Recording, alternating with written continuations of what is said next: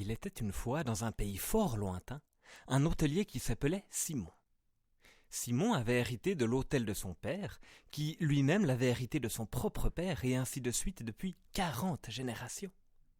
C'était pas un hôtel luxueux, mais c'était le seul de la ville, et chaque année de nombreux voyageurs venaient y dormir.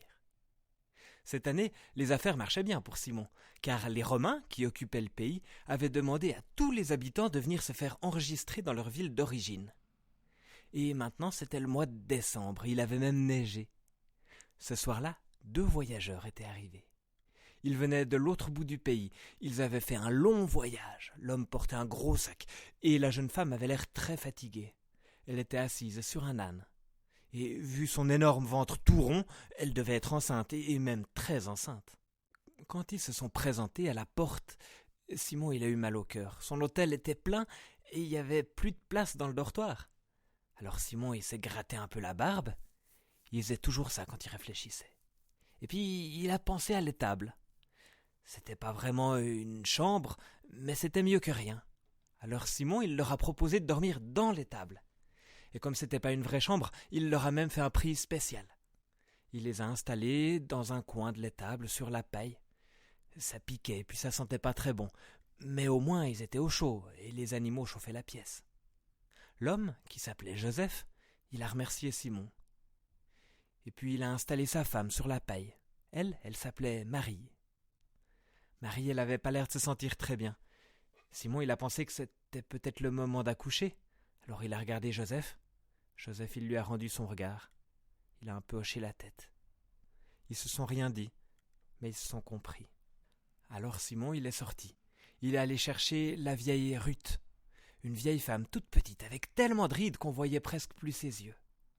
Ruth, c'est elle qu'on appelait quand une femme devait accoucher dans la ville. Ensuite, Simon il est rentré dans son hôtel. Il avait encore du travail ce soir-là. Il lui fallait ranger, nettoyer et cuisiner pour tous ses clients. Et puis, depuis sa cuisine, par la fenêtre, il voyait l'entrée de l'étable. Il a vu toute l'agitation.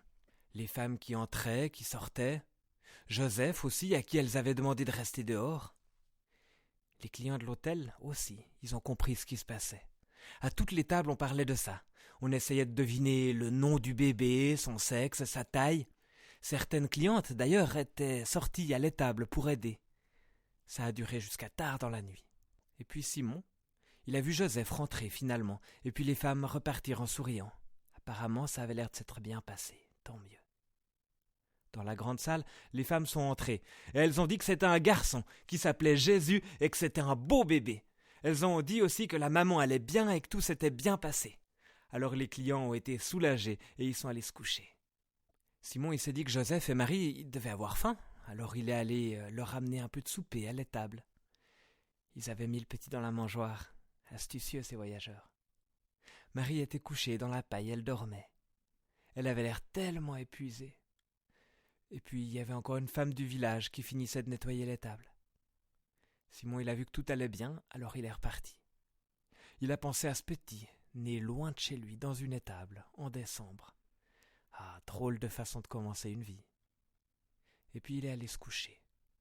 Il a tiré sa couverture, il a bâillé et il a entendu du raffut dehors. Oh, c'était certainement les bergers. Ces voyous venaient certainement faire des ennuis dans la ville, vers son hôtel. Alors il s'est levé, il a saisi sa fourche et puis il est sorti avec son pyjama.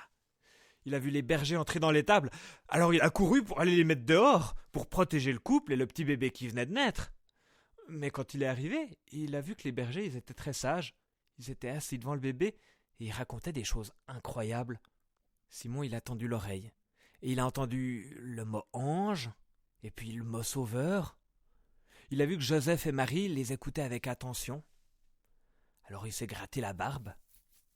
Il comprenait pas vraiment ce qui se passait, mais puisque ça avait pas l'air bien méchant, il pouvait bien retourner dormir. D'ailleurs, c'est aussi ce qu'il a dit aux clients qui étaient aussi sortis en pyjama pour voir ce qui se passait. Cette nuit-là, il n'a pas réussi à dormir. Il se posait plein de questions sur le comportement étrange des bergers. Pourquoi est-ce que ces voyous étaient venus précisément ici et maintenant? Puis pourquoi ils étaient si sages? Et qu'est-ce qu'ils racontaient comme histoire? Le lendemain, Simon il a eu de la peine à se lever. Dans tout l'hôtel, les gens ne parlaient que de ça. Il faut dire, naître dans l'étable d'un hôtel, c'était pas banal. Mais le plus étonnant est arrivé vers midi. Vers midi, 3 riches étrangers sont arrivés à l'hôtel. Enfin, 3 riches. C'étaient ceux qu'on voyait en premier, avec leurs beaux vêtements et leurs bijoux. Ça devait être des rois ou des mages. Mais en fait, il y avait au moins 12 chameaux et presque autant de personnes. Ils se sont arrêtés devant l'hôtel. Et Simon, il s'est réjoui. Tous ces nouveaux clients, et riches en plus, ça allait rapporter beaucoup d'argent. Il a réfléchi comment loger tous ces gens dans son hôtel. Et il faut bien les traiter, les riches. Pour qu'ils reviennent, ils ont de l'argent. Et puis, il faudrait faire de la place à l'étable pour les chameaux. Ah oui, mais à la table, il y avait encore la famille, là. Oh, il n'y avait plus le temps de réfléchir. Maintenant, les rois mages étaient devant sa porte. Et ils lui ont demandé où était le bébé. Le bébé. Comment ça, le bébé? Ils venaient visiblement d'un pays lointain, et plutôt que de chercher un hôtel pour leur caravane, ils voulaient voir un bébé. Et puis d'abord, comment ils savaient qu'il y avait un bébé dans cet hôtel? Ça faisait même pas 10 heures qu'il y avait un bébé ici. Simon, il les a regardés, il s'est gratté la barbe, avec toutes ces questions qui tournaient dans sa tête. Alors les rois mages ont posé la question encore une fois. Ils lui ont demandé où était le bébé. Simon, il se sentait un peu perdu. Il se sentait comme le spectateur d'une histoire qui n'est pas la sienne. Il les a amenés à l'étable. Les 3 rois mages sont entrés avec des coffrets, et ils se sont prosternés devant la mangeoire où était couché le nouveau-né. Joseph et Marie, ils avaient l'air surpris, mais quand même pas autant que Simon. Lui, il comprenait plus rien. Depuis quand est-ce que des rois s'agenouillent dans le fumier pour se prosterner devant un nouveau-né d'une famille modeste? Mais ses yeux se sont ouverts encore plus grands quand il a vu qu'ils offraient de l'or, de l'encens, de la myrrhe, une véritable fortune. Mais qu'est-ce que c'était que cette famille? Et qu'est-ce que c'était que cet enfant? Qu'est-ce que c'était? C'était un roi, un prophète, un grand prêtre? Simon, il a regardé l'enfant, il l'a bien regardé. Ses petites joues roses, est-ce que c'était celles d'un roi?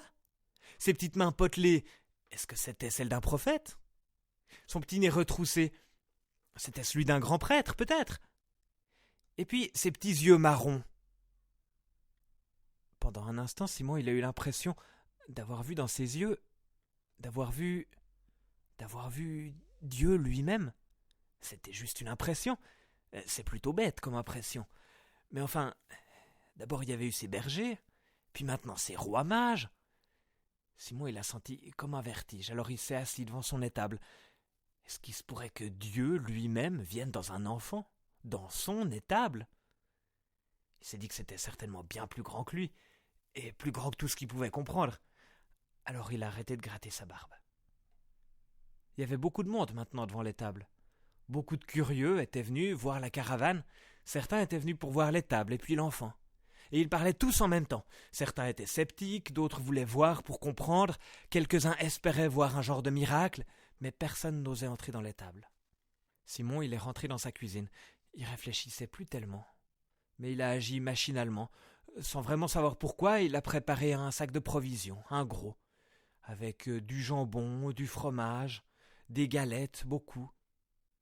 Puis quand il est sorti, il a vu Joseph avec Marie et Jésus sur l'âne, prêt à partir. Joseph voulait payer la nuit, mais Simon a refusé. Et puis, sans savoir vraiment pourquoi, il leur a donné le sac de provisions. Joseph l'a pris. Il n'avait pas l'air surpris de le recevoir.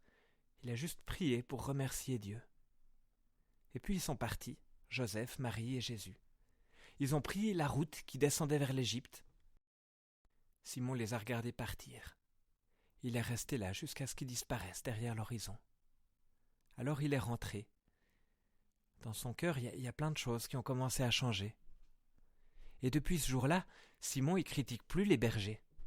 Il ne regarde plus les hommes puissants avec envie parce qu'il a vu des rois se prosterner sur du fumier devant un nouveau-né dans une mangeoire. Parce qu'il a compris que la grandeur de Dieu se révèle dans la misère et dans la simplicité. Parce que, sans comprendre comment, il a compris qu'un jour, Dieu est venu le rejoindre à travers un nouveau-né.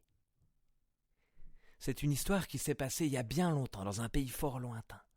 C'est l'histoire du premier Noël et le début d'une grande aventure pour toute l'humanité, une aventure pour toi et pour moi, une aventure qui commence dans la Bible. Joyeux Noël.